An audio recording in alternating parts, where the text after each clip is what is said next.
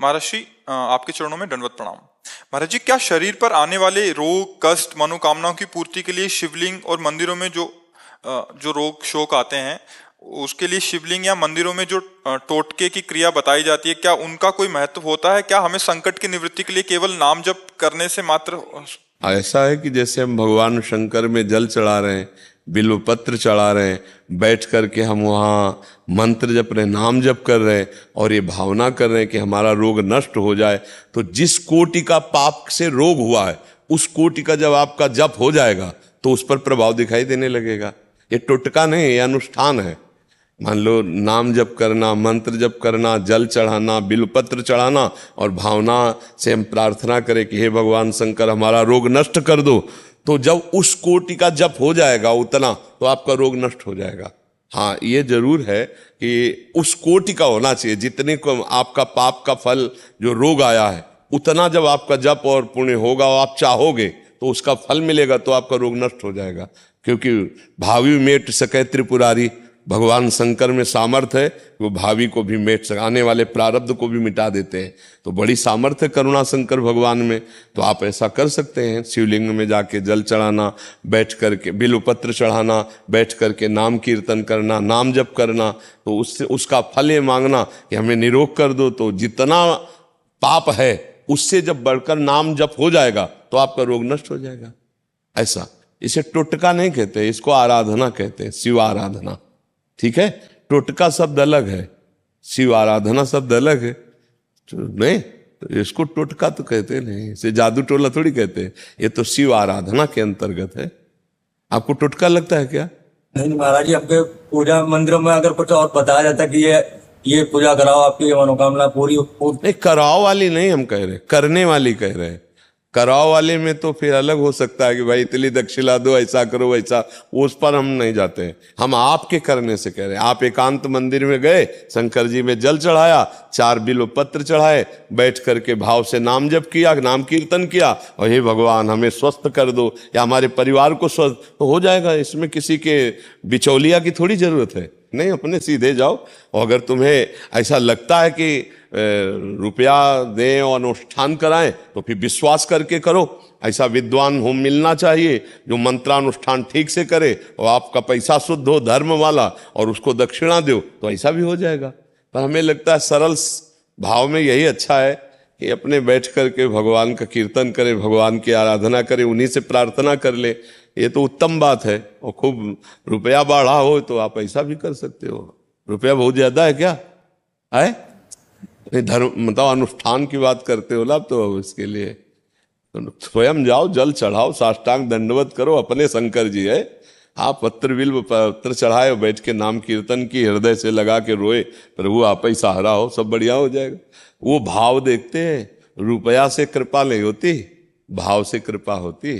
अगर दैन्य हो जाओ तो भगवान शिव प्रसन्न हो जाएंगे, वो प्रसन्न हो गए तो बहुत बढ़िया मंगल हो जाएगा। गुरुदेव, सोते समय मंत्राकार वृत्ति में हैं, फिर भागवतिक या संसारिक स्वप्न आते हैं। जब आंखें खुलती है तो मंत्र चल रहा होता है, तो गुरुदेव भगवान स्वप्न अवस्था का समय भी मंत्र जाप का ही माना जाता है, क्योंकि स्वप्न अवस्था में मन कहीं भी विचरण करता है। महाराज जी, अगर मंत्र के अंतर्गत हो तो? हाँ, उससे कोई मतलब नहीं होता।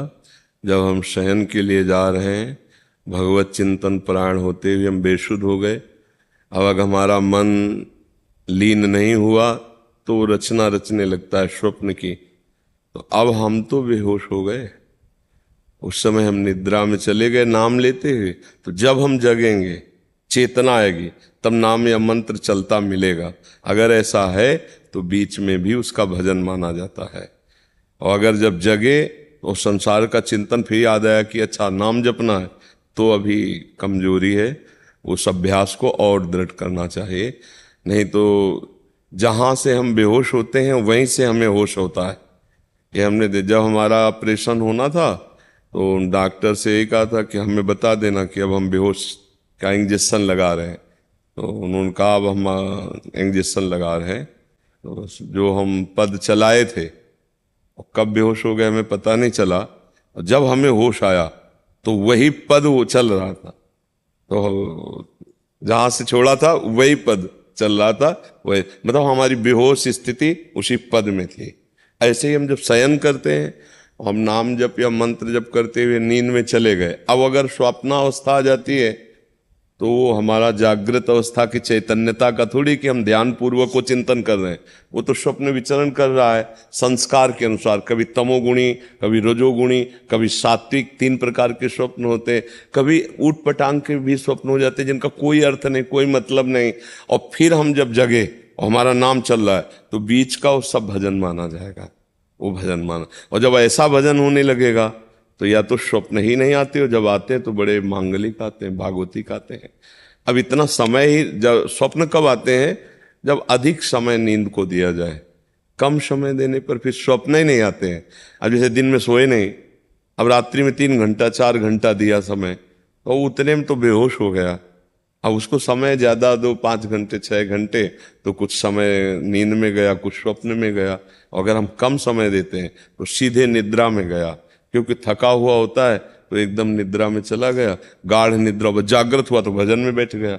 ऐसे तो स्वप्न कम आते हैं, और कभी आए भी तो बड़े मांगलिक भागवतिक स्वप्न आते हैं। और जब तक भागवतिक स्वप्न ना आए तब तक समझना चाहिए अभी अंतःकरण मलिन है। मलिन अंतःकरण में विषयी या ऊट पटांग के स्वप्न, नहीं तो भागवतिक स्वप्न आते हैं। भगवान की दिव्य मंगलमयी कोई न कोई लीला, कोई झांकी, संत महात्मा, गंगा यमुना, ऐसे पावन पावन स्वप्न आते हैं। कभी कभी तो ऐसे स्वप्न आते हैं कि ऐसा लगता है जग क्यों गए, वही देखते रहते, बहुत अच्छा लगता है। तो ऐसे भजन में तो बहुत आनंद का विषय है। हाँ, तो अभी और भजन में तन्मयता करे। अगर जगने पर वही मंत्र चल रहा है, वही नाम चल रहा है, तो उसका पूरा भजन माना जाएगा। गुरुदेव, एक बात और पूछनी थी। जैसे बहुत दिन तक हम गृहस्थ में हैं तो आपकी आज्ञा के अनुसार कर्तव्य पालन करते हैं, और जब बहुत दिन तक आपके दर्शन नहीं हो पाते तो बहुत व्याकुलता होती है, और रो रो के तड़प के आपको याद करते हैं। वो पुकार आप तक पहुंचती है गुरुदेव? देखो, हमारे को अगर देखोगी तो हमारे तक किसी की पुकार नहीं पहुंचेगी, क्योंकि हम रही नहीं गया है, वो श्री जी तक पहुंचते हैं। क्योंकि हमारी भी पुकार जहां गई है वो श्री जी है। तो आप जैसे इधर निमित्त करके करें तो श्री जी तक पहुंचेगी, और श्री जी आपकी पुकार की हाजिरी श्री जी तक लगेगी। गुरुदेव, फिर आप आते हो सपने में, कहते हो रोज रोज बुला लेती हो। हाँ, तो वो श्री जी का सारा खेल है। देखो, अब केवल आप इतना समझ लीजिए कि जैसे बाहरी ये ढांचा है, ये केवल है। अब अंदर जितना मशीनरी है वो सब उनके हाथ में पहुंच गई, श्री जी के हाथ में। अब वो कब बुलवाना है, क्या बुलवाना है, कैसे चलाना है, किसको स्वप्न में जाना है, किसको जागृत में कैसे, ये सारा खेल उनका हो रहा है। हम तो कमरे में बैठे रहते हैं और हमारे प्रभु सारा कार्य करते रहते हैं। विदेश में कह रहे हैं मेरा परिवर्तन हो गया आपकी बात सुनकर, तो भला हमारे से कैसे परिवर्तन हो गया? हमारे प्रभु ने उनका परिवर्तन किया। हमारे प्रभु श्यामा श्याम, हमारी श्री जी, हमारी लाडली जी, तो हमारे तक आवाज नहीं, हमारी श्री जी तक आवाज पहुंचती है। नहीं, हमारे तक नहीं, हमारे से आगे हमारी लाडली जी तक आवाज पहुंचती है।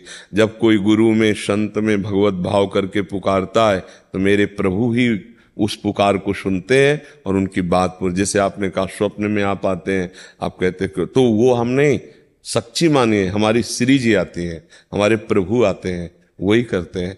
हमारा अस्तित्व नहीं है, अस्तित्व प्रभु का है। ये